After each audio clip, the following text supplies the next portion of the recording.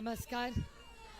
आदरणीय पवार साहेब, माननीय पृथ्वीराज बाबा, सचिन भाऊ, बाळासाहेब थोरात, व्यासपीठावरील सर्व मान्यवर आणि उपस्थित बंधू आणि भगिनींनो, उशीर बराच झालेला आहे. 2-3 महत्त्वाची भाषणं व्हायची आहेत, त्याच्यामुळे मी आपला फारसा वेळ घेणार नाही. पण मी काँग्रेस पक्षाचे माननीय सोनियाजी, माननीय उद्धवजी, माननीय अरविंद केजरीवाल, व्यासपीठावरील सगळे आपले मित्र पक्ष, त्याचबरोबर समाजवादी पक्ष, बाळासाहेब आंबेडकर, या सगळ्यांचे मनपूर्वक आभार मानते की माझ्या उमेदवारीला त्या सगळ्यांनी सहकार्य आणि आशीर्वाद द्यायचा निर्णय घेतलेला आहे. 3 वेळा आपल्या सगळ्यांच्या आशीर्वादाने बारामतीची लोकप्रतिनिधी व्हायची संधी मला तुमच्या सगळ्यांच्या आशीर्वादाने मिळाली. मगाशीच आपल्याला अमोलदादांनी सांगितलं की आम्ही सगळ्यांनी एकत्र काम करत असताना पहिला देश, त्याच्यानंतर राज्य, त्याच्यानंतर पक्ष आणि त्यांच्यानंतर कुटुंब, हेच धोरण घेऊन राष्ट्रवादी काँग्रेस पक्ष गेली अनेक वर्ष संसदेत आम्ही सगळे काम करतोय. आज आमच्यावर, माझ्यावर, अमोलदादावर तर प्रचंड टीका होते. मला कौतुक वाटतं त्याची टीकेचं, कारण का गेले 10, 15, 20 वर्ष अमोलदादा आणि मी संघटनेत आम्ही एकत्र काम करतोय आणि घटस्फोट होऊन 6च महिने झालेत. मग 18 वर्ष आमच्या दोघांच्या विरोधात कोणी न बोलणारे आज आमच्याबद्दल वैयक्तिक टीका करतायत. पण अमोलदादा आणि मी कधीच वैयक्तिक टीका केली नाही आणि आमच्या संस्कृती बसतच नाही, कारण का आमच्या कामातून आणि आम्ही पार्लमेंटमध्ये केलेल्या कामातूनच आमची पोच पावती आहे. आणि हे इलेक्शन आता ना अमोलदादाच्या हातात राहिलं आहे ना माझ्या हातात राहिलं आहे. हे इलेक्शन आज महाराष्ट्राच्या जनतेने हातात घेतलेलं आहे आणि आज ही महाराष्ट्राची मायबाप जनता त्यांच्या अन्यायाला कंटाळली. लोक दबक्या आवाजात फोन करतात आणि सांगतात आम्हाला फोन आला होता. आता कोण फोन करतं, काय फोन करतं हे मला नाही माहिती, मी काय विचारत बसत नाही, कारण का दुसरे का घर में झांकने का शौक नहीं है मुझे.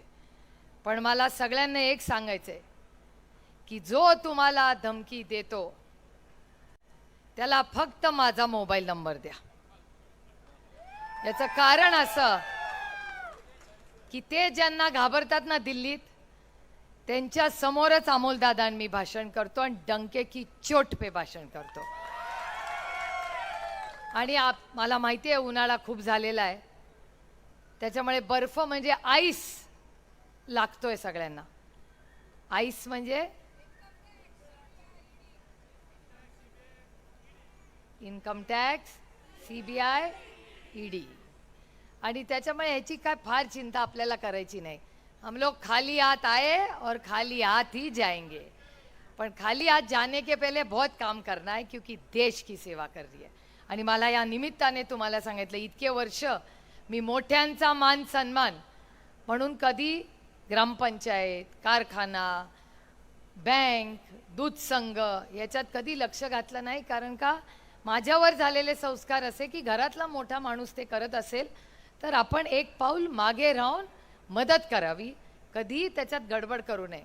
पण मला आज उपस्थित राहिलेल्या प्रत्येक कार्यकर्त्याला सांगायचे की आम्ही सगळे आता लोकसभा झाल्यानंतर विधानसभा होईल आणि त्याच्यानंतर ग्रामपंचायत, कारखाना, सोसायटी, कॉर्पोरेशन, जे कॉर्पोरेशनचं जी इलेक्शन होतील त्याला पूर्ण ताकदीने महाविकास आघाडी लढणार आहे. त्याच्यामुळे आता बरंच काय काय सांगितलं जातं.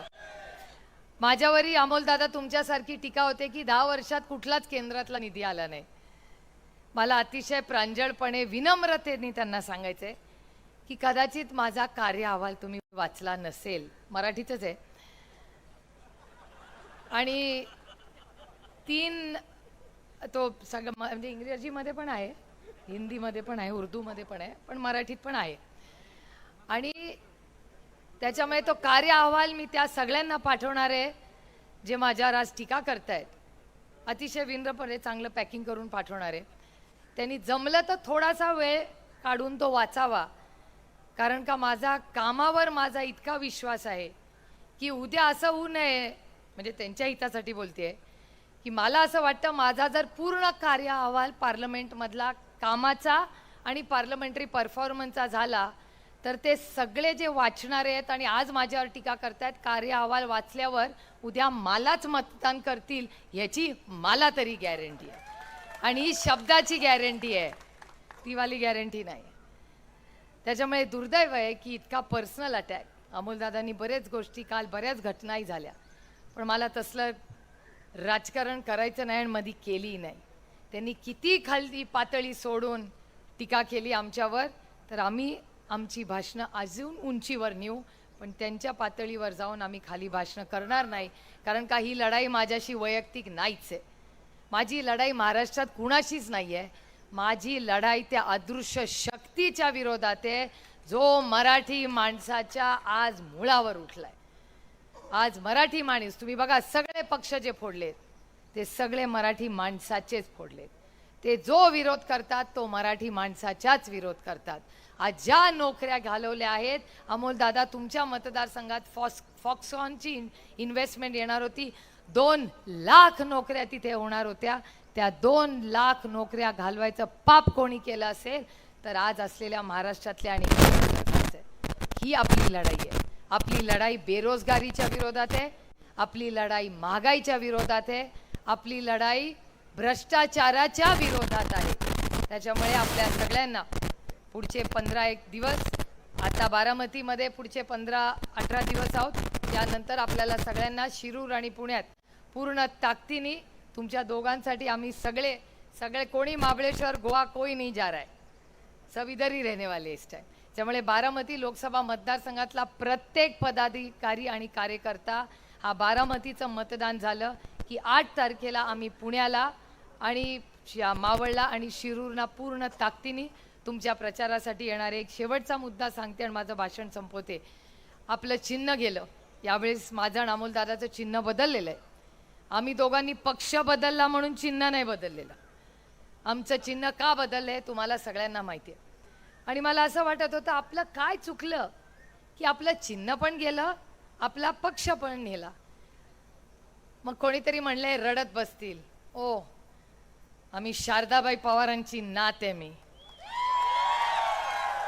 माझ्या आजीनी कुठलीही परिस्थिती आली तरी मला रडायला नाही शिकवलंय, मला लढायला शिकवलेलं आहे. त्याच्यामुळे पूर्ण ताकदीने आम्ही लढू. आणि बघा माझ्या पांडुरंगाची इच्छा, माझ्या पांडुरंगांनी काय मला चिन्ह द्यावं तर तुतारी वाजवणारा माणूस. किती मोठे शुभ संकेत आहेत बघा. जेव्हा लग्न कार्य होतं तेव्हा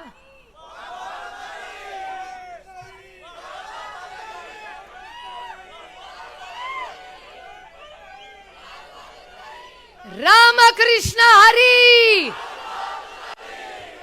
आता बघा लग्न कार्य तुतारीच वाजते.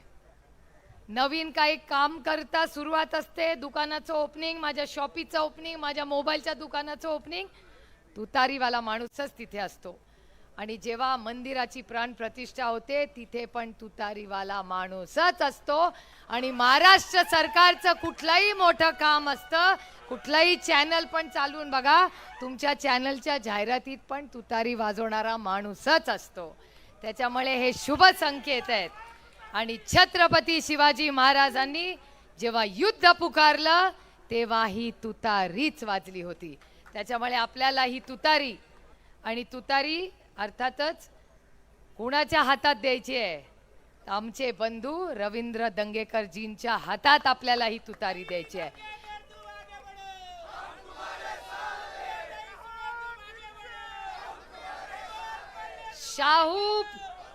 शाहू फुले आंबेडकर जीतेगा दंगेकर. त्यामुळे आम्ही तिघ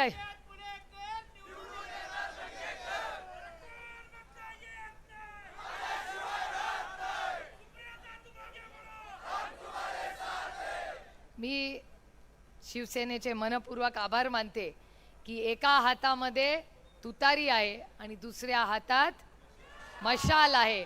आणि आज आपल्याला हे जे महाराष्ट्राला उद्ध्वस्त करायसाठी हे दिल्लीचं षडयंत्र चाललंय, त्यांना त्यांची जागा दाखवायचं काम आपल्याला बारामतीला 7 तारखेला आणि आपल्याला शिरूरला आणि पुण्याला 13 तारखेला. माझी एवढीच सगळ्या सहकाऱ्यांना आणि पदाधिकाऱ्यांना विनंती आहे की तारीख आणि आपलं चिन्ह गाव वाडी वस्तीवर पोचवा पूर्ण ताकदीने. आज सगळीकडे ट्रॅफिक लाईट दिसला तरी माणूस माझ्याकडे बघून म्हणतंय तुतारीच वाजणार ह्यावेळेस. त्यामुळे अतिशय चांगलं वातावरण आहे आणि ज्येष्ठ पण म्हणतात तुतारी. पण आपण सगळे मोठ्या संख्येने आज इथे आला. बूथ कमिटीचं काम आज जयंतराव नाही आहेत, पण बूथ कमिटीमध्ये काँग्रेस पक्ष, सेना, आम आदमी पार्टी, समाजवादी सगळ्या पक्षाचे आमचे सगळे सहकारी पदाधिकारी एक कुटुंब म्हणून आज इथे काम करतायत. आज अतिशय चांगलं नियोजन तिन्ही पक्षाच्या माध्यमातून झालं. याबद्दल सगळ्या पक्षांचे मी मनपूर्वक आभार मानते. आणि आज बाहेरून आलेल्या पृथ्वीराज बाबांचे